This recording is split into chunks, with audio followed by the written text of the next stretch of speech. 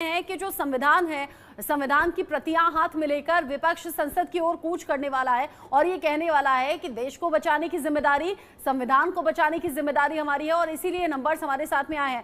चूंकि 18वीं लोकसभा के सत्र की शुरुआत आज से हो रही है और पीएम मोदी पर निगाहें सभी की टिकी रहेंगी। जैसे हमने कहा कि इससे पहले प्रोटेम स्पीकर सबसे पहले पीएम मोदी को सांसद के तौर पर शपथ दिलाएंगे, लेकिन 2019 लोकसभा के सत्र में पीएम का भाषण रहा था 65 मिनट का। अब इंतजार इस बात का रहेगा कि पीएम मोदी का जो भाषण इस बार है वो कितने मिनट का रहता है। इसमें जो 2019 का भाषण था उसमें आपातकाल के बारे में बात की गई थी, लोकतंत्र के बारे में बात की गई थी। इन सभी बातों का जिक्र करते हुए पूरे 65 मिनट का भाषण पीएम मोदी का रहा।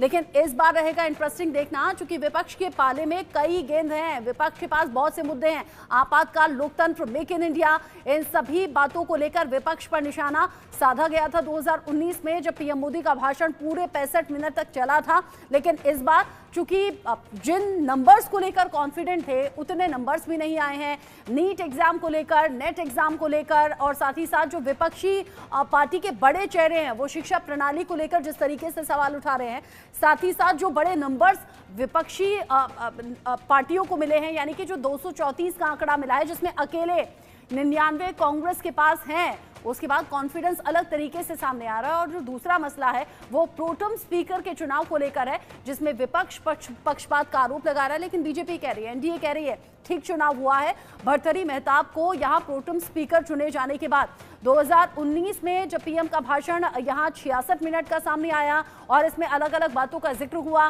विपक्ष पर हमलावर रहे प्रधानमंत्री नरेंद्र मोदी। लेकिन इस बार जब 2024 में पीएम मोदी का भाषण होगा तो किन किन बातों का जिक्र होगा। देखिए 2019 में जिन बातों का जिक्र था उनमें अलग अलग मसले थे जिसको लेकर विपक्ष पर निशाना साधा था पीएम मोदी ने। और इन बातों का जिक्र करते हुए विपक्षी सांसदों पर निशाना साधते हुए सवाल पूछे थे। इसमें ईवीएम था, बिकाऊ मीडिया था, वन नेशन वन इलेक्शन था, मॉब लिंचिंग था। ये वो तमाम सवाल थे जिसमें पीएम मोदी का भाषण रहा 66 मिनट का। और इन सभी मसलों को लेकर ये पिछले 2 सेशन की हम बात कर रहे हैं, यानी कि 2014 और 2019 की। अब आई है 2024 की बारी।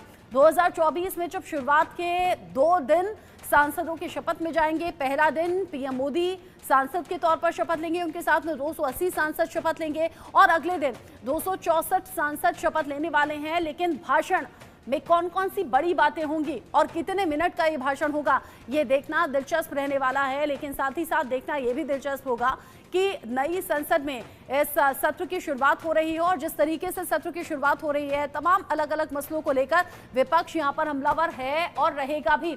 आदित्य, इंटरेस्टिंग तो ये भी रहेगा देखना 2014 2019 की तरह ही क्या यूं ही लंबा भाषण होगा। और भाषण तो होगा लेकिन मुद्दे कौन कौन से होंगे जो पीएम मोदी की बातों में होंगे। जी बिल्कुल, इस बार का जो भाषण है वो पिछली बार की तरह 2024-2019 के साथ जैसा ही हो सकता है, क्योंकि 2014 में जब प्रधानमंत्री नरेंद्र मोदी पहली बार प्रधानमंत्री बने थे उस वक्त कई मुद्दे थे जिनको सॉल्व करना था। लेकिन अब इस बार ऐसा हुआ है कि वो सारे जो मुद्दे हैं उसमें से लगभग इन्होंने फिक्स कर लिया है और इन्हें ठीक कर लिया। उसमें सबसे बड़ा मुद्दा हम देखेंगे तो राम मंदिर का मुद्दा है। राम मंदिर का मुद्दा 2014 के समय में नहीं था, 2019 के समय बनकर तैयार नहीं हुआ था, लेकिन 2024 में जो है राम मंदिर बनकर तैयार हो गया है और पूरा केंद्र में रहा है। 2024 के चुनाव में राम मंदिर केंद्र में रहा। चुनाव के बाद जिस तरीके से बीजेपी को हार मिली, उसके बाद भी वो तो चर्चा का विषय रहा है। आपको याद होगा जब अयोध्या में वहीं पर बीजेपी की हार हुई तो क्या भाषण में राम मंदिर का जिक्र होगा। जी बिल्कुल हो सकता है, इसकी पूरी संभावना है कि बीजेपी की तरफ से और प्रधानमंत्री नरेंद्र मोदी की तरफ से वहां पर इस बात की चर्चा जरूर की जाए। संविधान के ऊपर जिस तरीके से बात की गई कि संविधान को भारतीय जनता पार्टी या एनडीए जो है खत्म करना चाहती है, उसको लेकर के भी प्रधानमंत्री नरेंद्र मोदी जरूर बोलने वाले। आपको याद होगा कि जिस वक्त प्रधानमंत्री नरेंद्र मोदी ने शपथ ग्रहण किया था, उस वक्त शपथ ग्रहण करने के बाद वो जो संविधान के प्रति थी वहां तक गए थे और संविधान प्रति को प्रणाम किया था।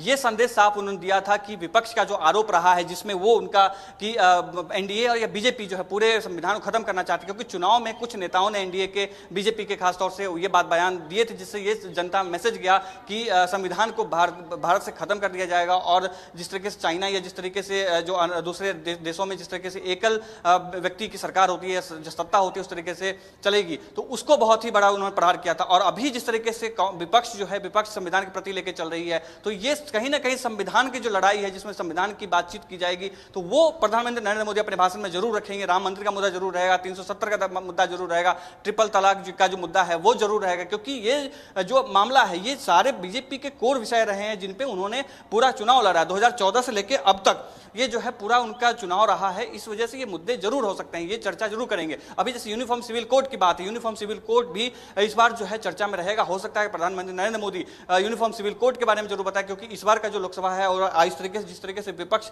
मजबूत होते हुए भी ये बात जरूर उठाया जाएगा कि यूनिफॉर्म सिविल कोड कितनी जरूरत है या भारत में लागू कराया जाएगा। जैसे अगर हम बात करें उत्तराखंड में यूनिफॉर्म सिविल कोड लागू हो चुका है। 28 राज्यों में सबसे पहला राज्य ऐसा है जहां पर यूनिफॉर्म सिविल कोड लगाया गया है और वहां पर भाजपा की सरकार है। हमने अपने दर्शकों को दिखाया था कि किस तरीके से हमने वहां के कुछ लोगों से इंटरव्यू किया था, हमने कुछ लोग व्यक्ति जो जिम्मेदार व्यक्तियों से बात किया था, तो उन्होंने बताया था इस बात को कि केंद्र सरकार जो है हमसे संपर्क में है और ये प्लानिंग के लिए तैयारी कर रही है कि किस तरीके से यूनिफॉर्म सिविल कोड पूरे भारत में लागू किया जा सकता है। एक जो उसको डेमो के रूप में, एक जो मॉडल के रूप में होता है, उत्तराखंड को देखा जा रहा है और वो जो है लागू कराने की बात की जा सकती है। ये सारे मुद्दे जो हैं इस बार के अभिभाषण में जो प्रधानमंत्री नरेंद्र मोदी देंगे उसमें शामिल हो सकता है। कुछ बातें जो और हो सकती है, जैसे कि इंफ्रास्ट्रक्चर की, देश में जिस तरीके से इंफ्रास्ट्रक्चर की बाढ़ आई है, जिस तरीके से सड़कें बनी हैं, विकास के जो काम हुए उनको जरूर प्रधानमंत्री नरेंद्र मोदी जनता के सामने रखेंगे और जो विपक्ष है उनको घेरने की कोशिश करेंगे, क्योंकि विपक्ष जो है हमेशा से कुछ न कुछ इस तरह की बात करते रही है, घेरने की कोशिश करते रही। जैसे एनटीए का मुद्दा अगर हम बात करें तो एनटीए में भी इस तरीके का रहा है, लेकिन दौरान जो वादे किए गए हैं वो वादे अब पूरे करने का नंबर आ गया है। जिस तरीके से महंगाई, भ्रष्टाचार और जो बेरोजगारी है वो आम लोगों ने बड़ी समस्याओं में बताया, उन सभी समस्याओं को दूर करना भी एक बड़ा वादा है। साथ ही साथ पीओके का जिक्र किया गया था, 6 महीने का टाइम दिया गया था कि पीओके भारत में विलय हो जाएगा। अब देश की जनता भी देख रही है कि किए गए वादे पूरे कब तक होते हैं। आदित्य, शुक्रिया आपका, ये सभी अपडेट्स हमारे